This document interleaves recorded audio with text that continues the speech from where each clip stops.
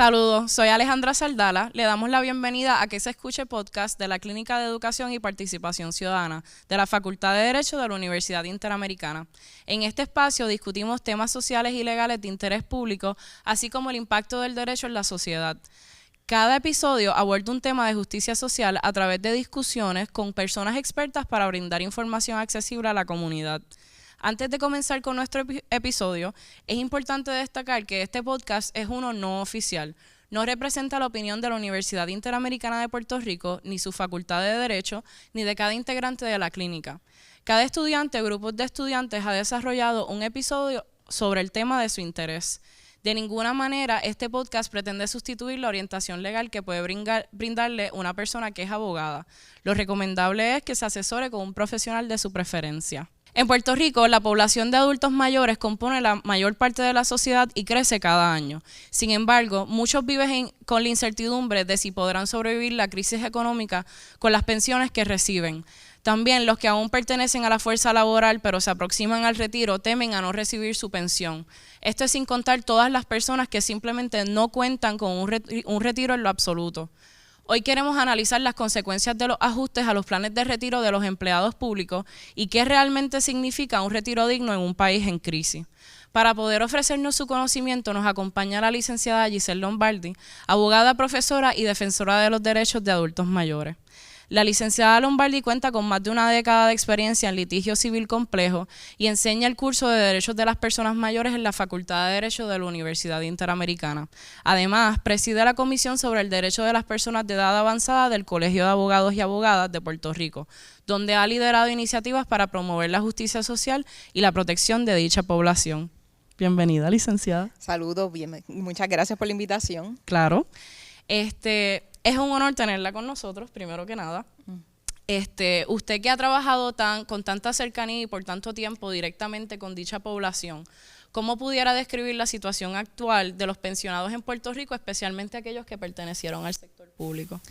Sobre este sector de la población, yo creo que debemos hablar con mucha preocupación. Yo creo que es un sector que se ha visto duramente golpeado y que todavía se desconoce cuál puede ser el alcance de las medidas de austeridad sobre ellos. En particular, yo creo que aquí en Puerto Rico trabajar en el servicio público por muchos años fue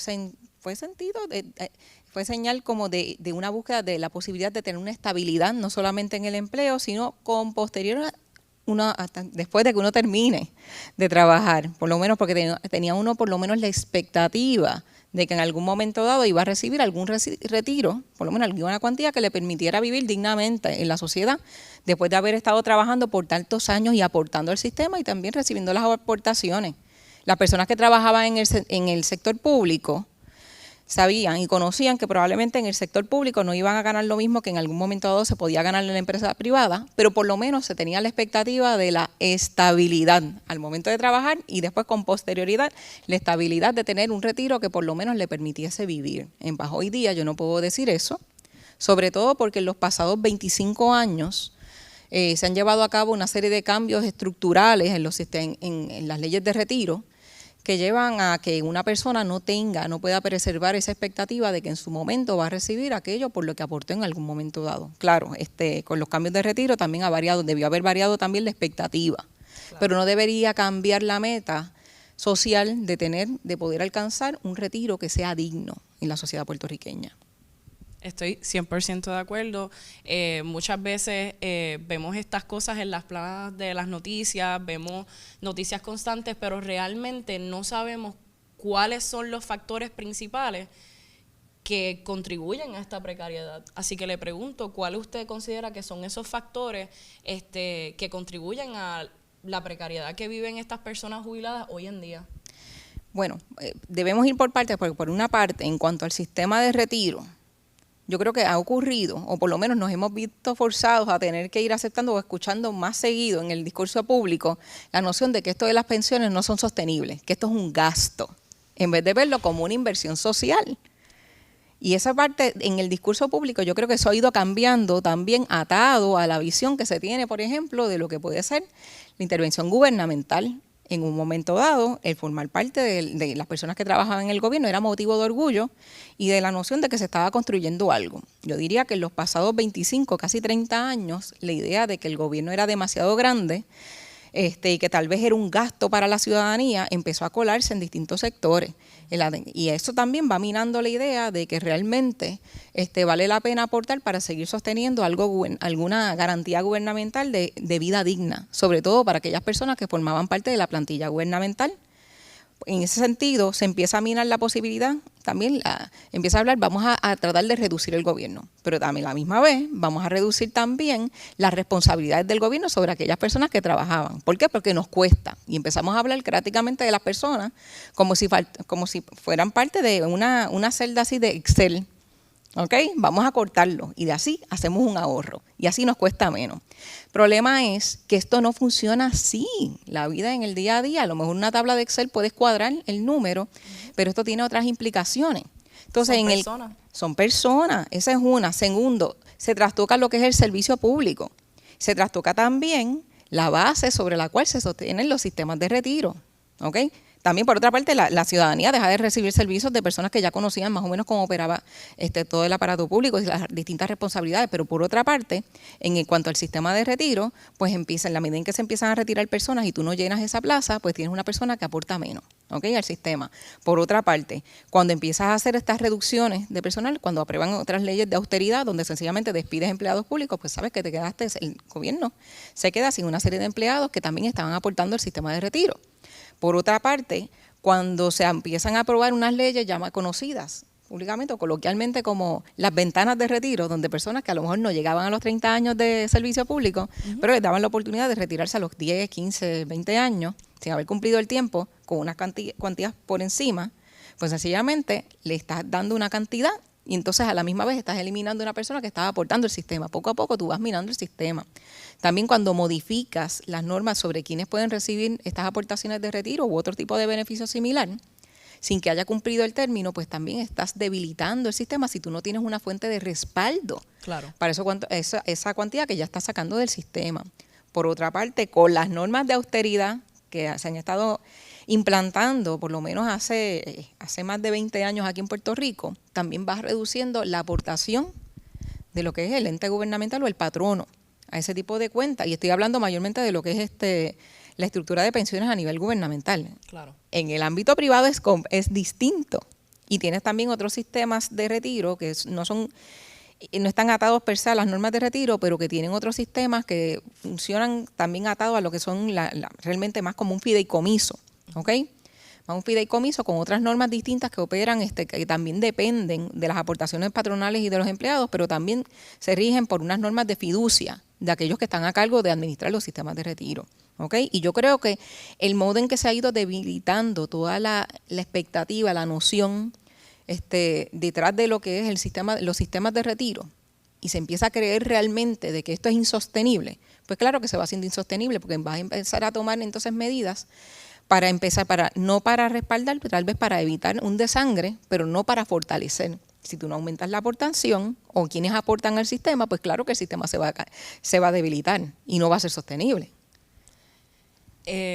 Usted menciona mucho el recorte en el gobierno, las distintas medidas que se toman para poder apagar fuegos dentro del gobierno económicamente, y le pregunto, ¿qué impacto directo ha tenido en la crisis fiscal los recortes de la Junta de Control Fiscal en la estabilidad económica de estos pensionados? Bueno, en cuanto a los recortes gubernamentales, yo diría que, por ejemplo, cuando empezaron un poquito antes de lo que es la Junta de Supervisión Fiscal. La Junta de Supervisión Fiscal está constantemente mirando qué tipo de legislación se aprueba con relación a la cantidad de beneficios que va a dar, si tiene una fuente de respaldo o no. O si no es cónsono con el plan que se aprobó, por lo menos con el presupuesto que se aprobó anualmente. Porque actualmente la Junta de Supervisión Fiscal también mira lo que está pasando con el Fondo General. Y entonces las pensiones están saliendo del Fondo General. Y si se van por encima, y lo que pasa es que pueden revertir la norma y van a ver que no se dé más de aquello que de lo que se había acordado anteriormente. Pero, por ejemplo, medidas de justicia social, como tratar de aprobar alguna ley para equiparar las pensiones al costo, aumentar en cuanto al costo de vida, pues es el tipo de medidas que van a frenar, porque es algo que ellos no pueden predecir por completo y es algo para lo cual ellos no pueden o no están, por lo menos no consideran que es algo que se debe incluir como parte del plan porque es incierto. No sabes realmente cuánto va a aumentar y tampoco no puedes crear una expectativa sobre algo que no conoces o que no estás dispuesto a respaldar, por otra parte. Y esa es una de las partes, pero aún antes de la Junta de Supervisión Fiscal que entró en vigor con la aprobación después de la aprobación de promesa, de la ley promesa, por ejemplo, cuando se aprueba aquí la llamada Ley 7, en un momento dado que llevó a cabo una serie de despidos masivos. 30,000, tengo entendido, despidos. Fueron 30,000, alrededor de 30,000 despidos, correcto. También se empezó a limitar la capacidad o la posibilidad de que personas pudiesen seguir ingresando a los mismos sistemas de retiro. Okay. Entonces tienes ahí un freno por parte del gobierno con bajo la campaña o por lo menos la premisa de la necesidad de la emergencia fiscal en la que se encuentra el país. Y antes de eso, pues ya teníamos otras señales con las limitaciones o por lo menos las distintas reformas a los sistemas de retiro que poco a poco se fueron dando. Por ejemplo, con lo que sería en la Ley 3 del 2013, también hubo empezó a tener a ocurrir como una transición de aquellas personas que estaban en un plan de beneficios definidos a otros sistemas que ya estaban empezando a basarse más en las aportaciones individuales, ¿ok? Para tratar de echar a un lado, poco a poco, paulatinamente, la responsabilidad que tiene el Estado con proveer una pensión definida. ¿Okay? Vamos a dejárselo entonces a la responsabilidad mayormente individual, con una aportación patronal, pero mayormente individual y al mercado, por otra parte. Las personas que ya antes de ese sistema estaban ya en el retiro 2000, también habían empezado en un sistema también que tú no tenías una expectativa definida. Sabías que ibas a recibir algo, pero estaba más definido por lo que podía pasar en el mercado, con los distintos tipos de inversión. Y yo creo que poco a poco ha ido oscilando el cambio entre el plan de beneficios definido a uno donde sencillamente la persona, pues dependiendo de lo que pase, de las aportaciones que haga, del patrono, de cómo se asesora en cuanto a inversiones, de cuándo realmente esté revisando en el mercado, pues a lo mejor tal vez quizás posiblemente podría recibir algo.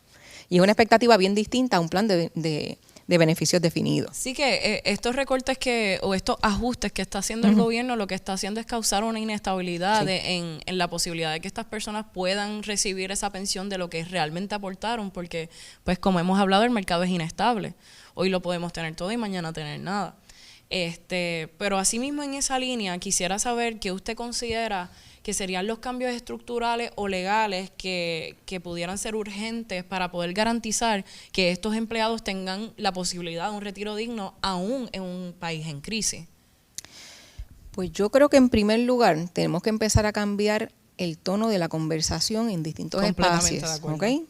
Tenemos que hablar y explicar así desde lo más básico qué es las pensiones. ¿Cuál es la diferencia entre una pensión y un plan, pues, por ejemplo, un 401k u otro tipo de cuenta que tú pagas, el Pay As You Go, que es ahora lo que está en boga realmente, nivel gubernamental, porque realmente tenemos que discutir en el espacio público, en todos los espacios, realmente las diferencias en las distintas formas y cómo cada uno opera.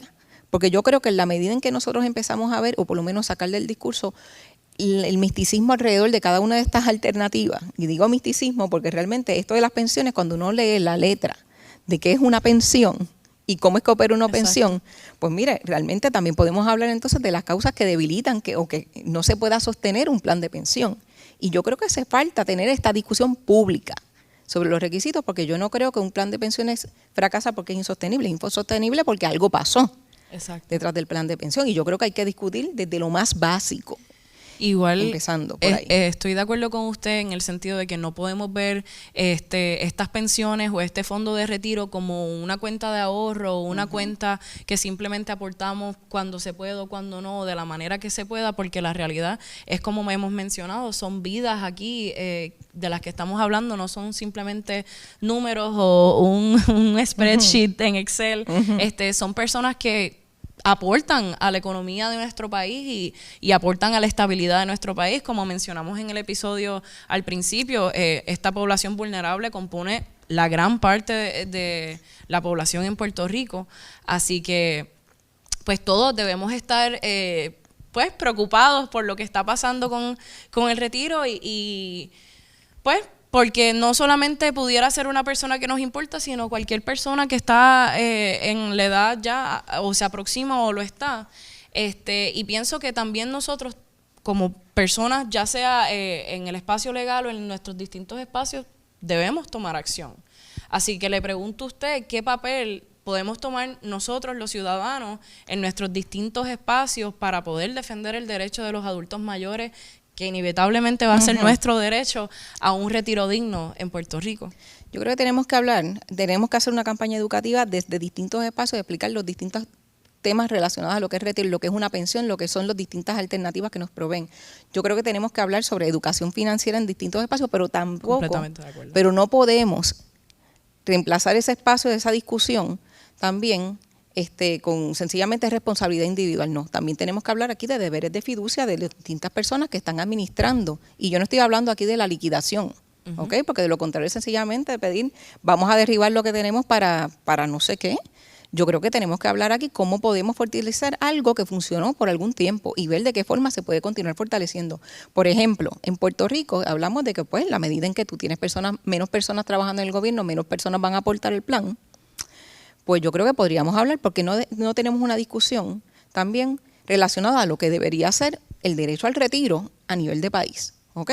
Porque puedes tener aquí, a lo mejor tú tienes muchas personas que trabajan en el gobierno que ahora tienen incertidumbre sobre el plan de retiro, pero tienes una parte considerable de la población que no tiene ningún retiro y que sencillamente pues no sabemos cómo se van a sostener.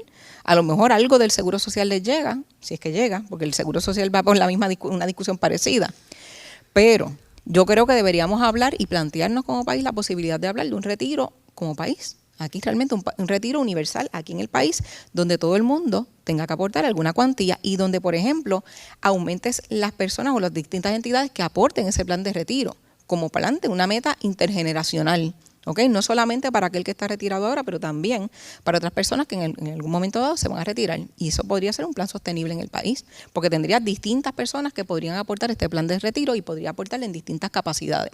Por otra parte, es interesante, tenemos aquí una ley, la ley donde realmente tú tienes distintas entidades que se mudan a Puerto Rico y pues reciben una serie de exenciones fiscales y prácticamente pues operan. Pues vamos a pedirle, ven acá, te vas a establecer aquí en Puerto Rico.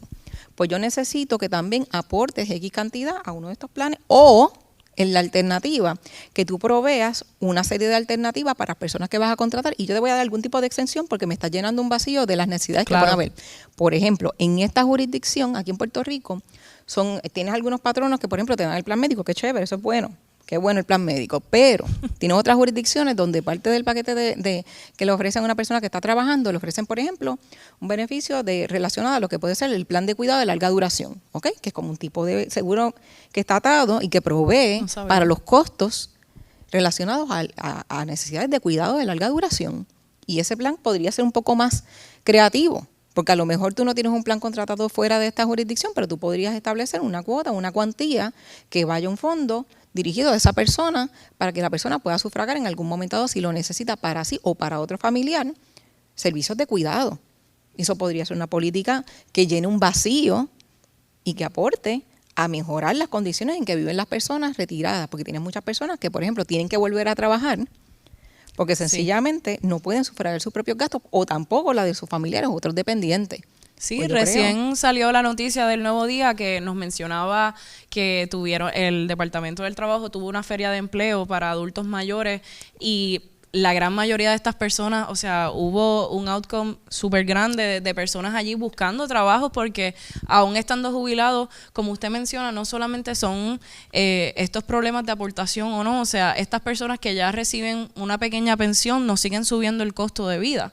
Que no necesariamente va a ser sostenible poder pues sufragar los costos. Igual muchos adultos mayores no cuentan con la ayuda de hijos o de personas familiares cercanas que les pueda dar esa ayuda, porque pues la realidad de vivir en un país en crisis es que todo el mundo está resolviendo. Todo el mundo está tratando de resolver por sí mismo, por su familia, que añadir esta carga, no siendo una carga, digo carga en el sentido de económica, de las personas mayores.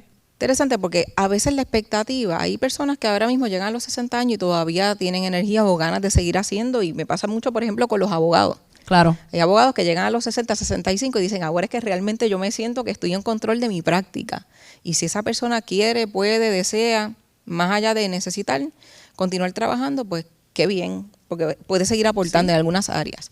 Pero hay otras personas que sencillamente llega algún momento donde están cansados. Claro. Y no solamente esta práctica, en otros espacios, y que deseen realmente la noción del retiro, pues es una forma de cambiar a lo mejor de escenario de lo que están haciendo. Y también está la necesidad, y veces que personas se tienen que retirar porque tienen otras obligaciones y otras necesidades. Una parte es el sueño del retiro, de que te retiraste y te vas de viaje todas las semanas a un lugar distinto. Eso suena chévere. No conozco muchas personas que lo hagan. Hay gente que viaja más seguido, pero esa no es la realidad de todo. Hay otros que sencillamente se retiran a cuidar otras personas o atender sus problemas de salud o darle apoyo a otros familiares, ya sean hijos que están pues criando otros hijos en labores de cuidado, o a otro familiar que necesitan cuidar, o alguien en la comunidad, o que quieren trabajar en otros escenarios. Lo que pasa es que esto del retiro es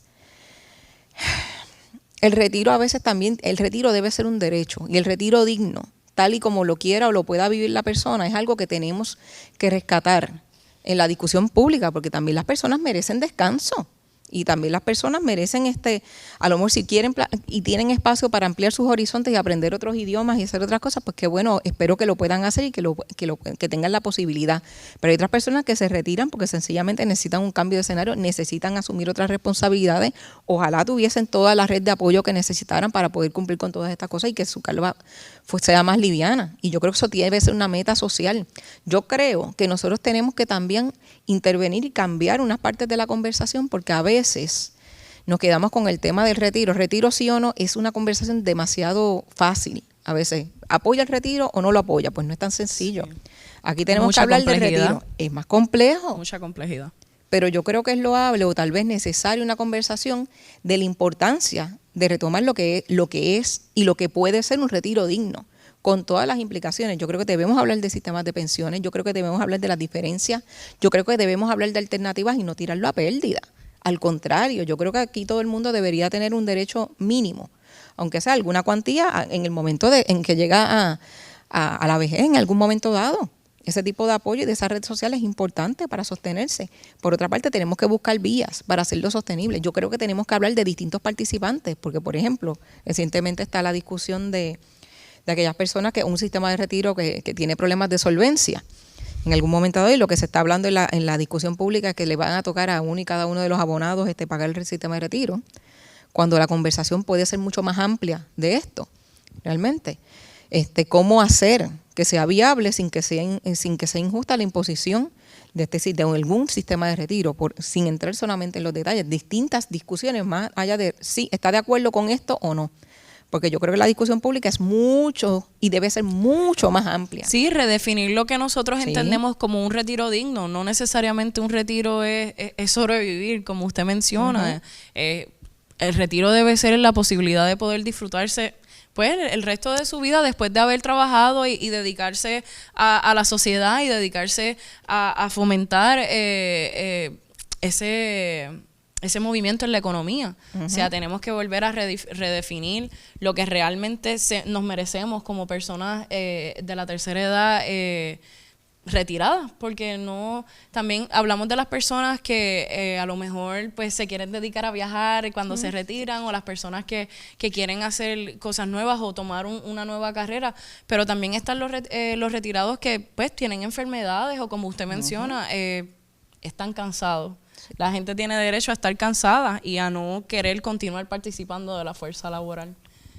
Pero nada, licenciada, le damos las gracias, le queremos agradecer que haya sacado de su tiempo para poder compartir este conocimiento con nosotros.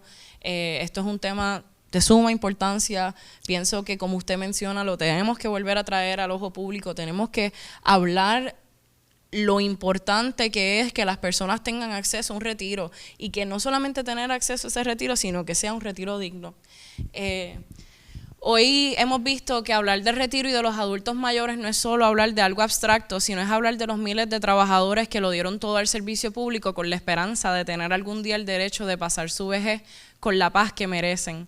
Recordemos que aunque hoy no nos pueda afectar personalmente, en algún momento nos va a tocar a todos. Así que tenemos que defender no solo el derecho de los adultos mayores ahora, sino el derecho del que necesitamos tener nosotros cuando lleguemos a ese momento. Recuerden seguirnos en nuestras redes sociales y compartir los episodios para que más personas se puedan unir a la conversación. Hasta la próxima.